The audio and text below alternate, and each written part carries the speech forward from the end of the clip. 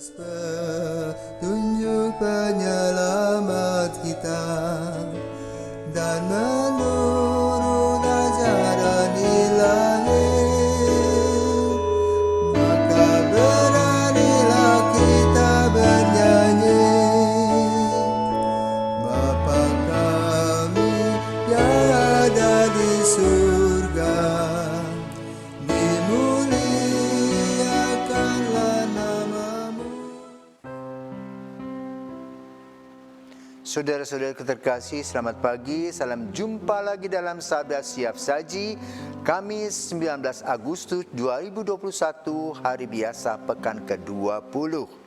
Marilah kita berdoa dalam nama Bapa, Putra, dan Roh Kudus. Amin. Allah Bapa Maha Setia di surga, sabdamu merupakan janji kedamaianmu, merupakan janji dan berkatmu. Semoga kami mematuhi janjimu dan dikuatkan oleh rohmu, sementara kami menyiapkan jalan untuk kedatangan kerajaan di dunia. Demi Yesus Kristus Putramu dan pengantara kami, kini dan sepanjang masa. Amin. Tuhan bersamamu dan bersama rohmu. Inilah Injil Yesus Kristus menurut Matius. Matius bab 22 ayat 1-14. Pada suatu ketika Yesus berbicara kepada para imam kepala dan pemuda rakyat dan memakai perumpamaan. Ia bersabda, hal kerajaan surga itu seumpama seorang raja yang mengadakan perjamuan nikah untuk anaknya. Ia menyuruh hamba-hambanya memanggil orang-orang yang telah diundang ke perjamuan nikah itu, tetapi mereka tidak mau datang. Raja itu menyuruh pula hamba-hamba lain dengan pesan, katakanlah kepada para undangan, hidanganku sudah kusediakan, lembu-lembu jantan dan ternak piaraanku telah disembelih. Semuanya telah tersedia, datanglah ke perjamuan nikah ini. Tetapi para undangan itu tidak mengindahkannya. Ada yang pergi ke ladangnya, ada yang pergi mengurus usahanya, dan yang lain menangkap para hamba dan membunuhnya. Maka murkalah raja itu, ia lalu menyuruh pasukannya ke sana untuk membinasakan pembunuh-pembunuh itu dan membakar kota mereka. Kemudian ia berkata kepada para hamba, perjamuan nikah telah tersedia, tetapi yang diundang tidak layak untuk itu.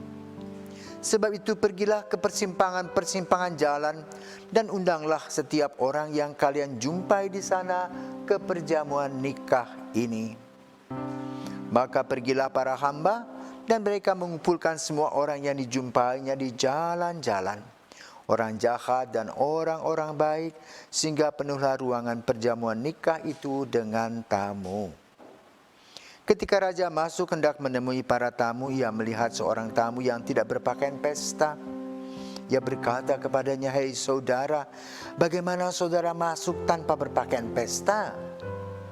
Tetapi orang itu diam saja. Maka raja lalu berkata kepada para hamba, "Ikatlah kaki dan tangannya dan campakkan orang itu ke dalam kegelapan yang paling gelap. Di sana akan ada ratap dan kertak gigi. Sebab yang banyak yang dipilih, tetapi sedikit yang dipilih." Saudaraku terkasih, kita mengerti tentang tata aturan kerajaan. Raja itu tunjuk dan harus dilaksanakan. Apa maksud Yesus memberikan gambaran tentang kerajaan Allah ini berkaitan dengan seorang raja? Betul. Tuhan adalah penguasa,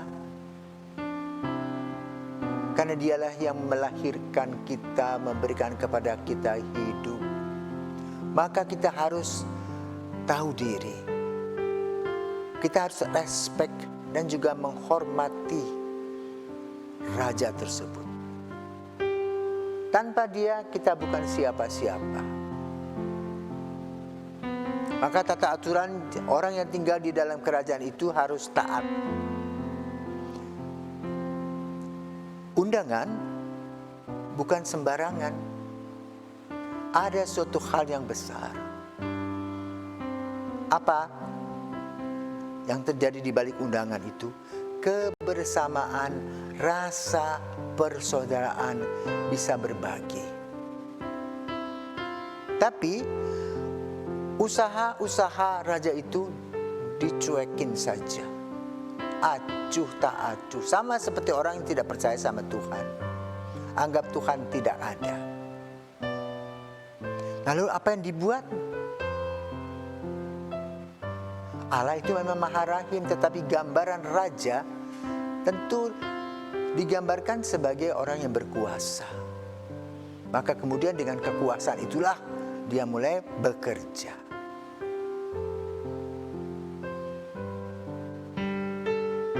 Lalu apa maksud Yesus memberikan perumpamaan ini?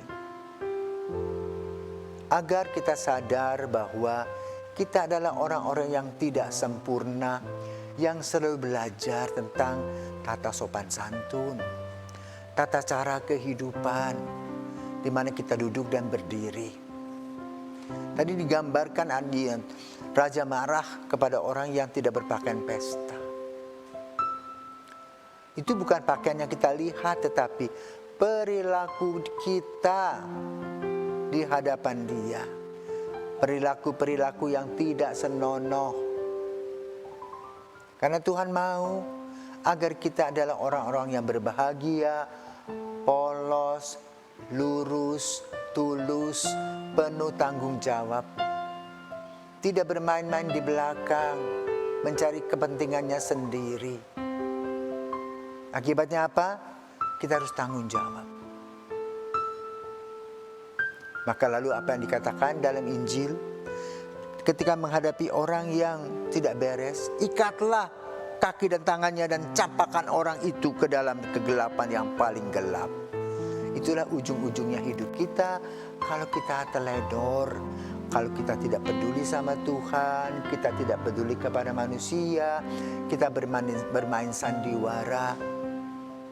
Mungkin saat ini kita bisa menikmati entah uang, entah kekuasaan, entah nafsu-nafsu kita bisa kita lakukan. Tetapi pada waktunya semua perilaku itu harus kita pertanggungjawabkan. Ingat-ingat, kita tidak tahu hari esok apa yang akan terjadi. Maka bersiap-siaplah menjadi orang yang taat, tahu tata aturan, yang selalu datang kepada Tuhan untuk mengakui kelemahan dan kekurangan kita.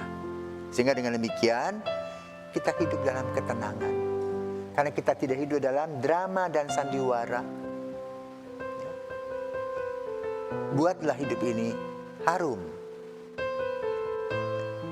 Di mana-mana orang akan bicara dengan kita hal-hal yang berkaitan dengan kebaikan. Bukan membicarakan, berbisik-bisik di belakang telinga kita dengan hal-hal yang buruk. Jadi kita membawa apa? Bau terasi, bukan bau bunga. Boleh kita pilih yang mana? Disilahkan. Tapi semuanya mempunyai konsekuensi dan hukum-hukumnya. Tetapi sebagai seorang yang setia kepada Yesus, mari kita datang kepada Dia, ikut sebagai seorang yang polos, yang tulus, seperti Bunda Maria, seperti Santo Yosef dan para kudus lainnya. Semoga kita diberkati. Selamat pagi.